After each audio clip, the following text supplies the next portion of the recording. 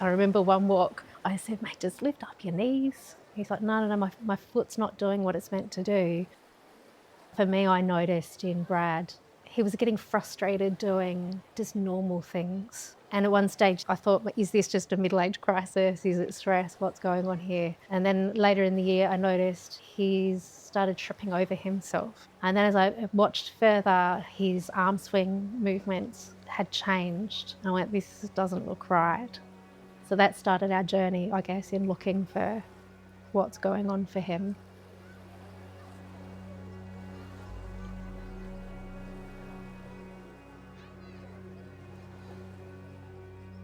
Well, Brad and I met at high school, and it wasn't until after high school that we got together. So we've been together basically since I think I was about 18, married at 21. So basically our whole life has been together. We've been a very active family. Brad's got some good hobbies, lots of camping, motorcycling. Four-wheel driving's been the more current hobby. Very outdoorsy people. Always been very hands-on, very, maintenance was such a good job for him because he can fix anything that he put his hands to. So it was sort of like a gradual thing, like little things would stop happening and you kind of just didn't really think too much of it until we looked back and then we could see a bit of a progression. So atypical Parkinsonism was the first preliminary diagnosis, and that was just devastating because it was the first time that we'd considered that it was such a life-limiting diagnosis. When they thought it was Parkinson's, you could go to Parkinson's New South Wales and there's a suite of support. But when they decided that wasn't it, that door closed. So all of a sudden we were floundering on our own because unless you have a diagnosis, there's no support for you. And in the midst of that, Brad lost his license, wasn't able to go back to work. So when we got the phone call to say they've actually in agreement that it's MND, there was actually an element of relief in that we finally landed somewhere because it's been 18 months in the making of getting to that point. Also at the same time, absolutely devastating, but with MND, it's 18 months up to 5 years. Some people live a bit longer than that, but Brad's is fast progressing. How did you feel on that day?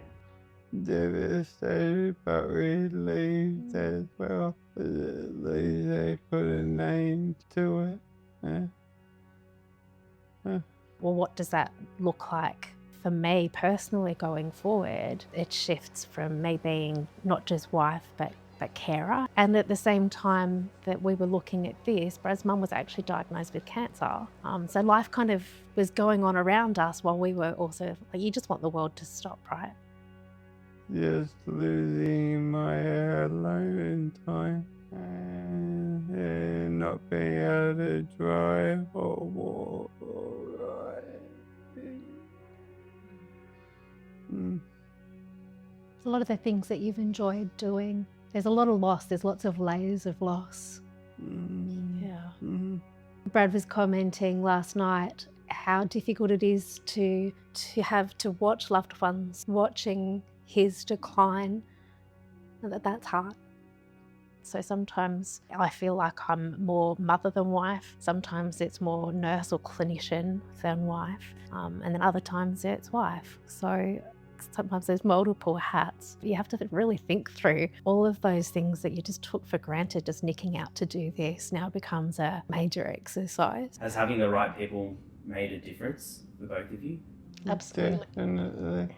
Yeah, you've got to have the right people. And that's where we've been so grateful for the Abound support. The guys there have been so well matched to Brad. And I know that was done very thoughtfully, knowing enough about Brad to make those choices, to maintain his dignity and his independence has been so important. The team that we now have with our speech pathologist, our OT, the PT, the dietitian, MND New South Wales, the MND clinic, the team is huge. But I've been amazed that considering they all work independent, how keen they've been to collaborate and work together with Brad in the centre. It's been such person-centred care. Been so grateful for that. And because he likes taking risks, because he's cheeky. Not driving 280 kilometres. No, then you've got to do that some other way. What does Brad mean to me? Well, he's my life. He's my life partner. And yes, MND might strip so much away from a person, but it doesn't strip away his heart and the joy that he brings. Some might say that you lose your purpose when you no longer can work, but his purpose has shifted. He's still providing, bringing joy wherever he goes. He's showing people how to do this well.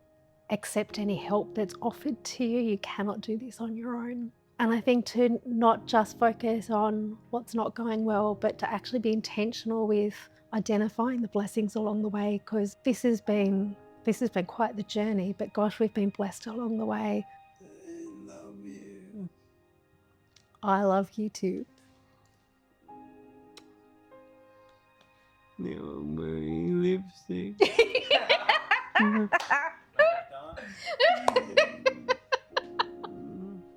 Oh, you're a dag. Yeah, I want people to still see the glint in his eye when he's cheeky, which is all the time.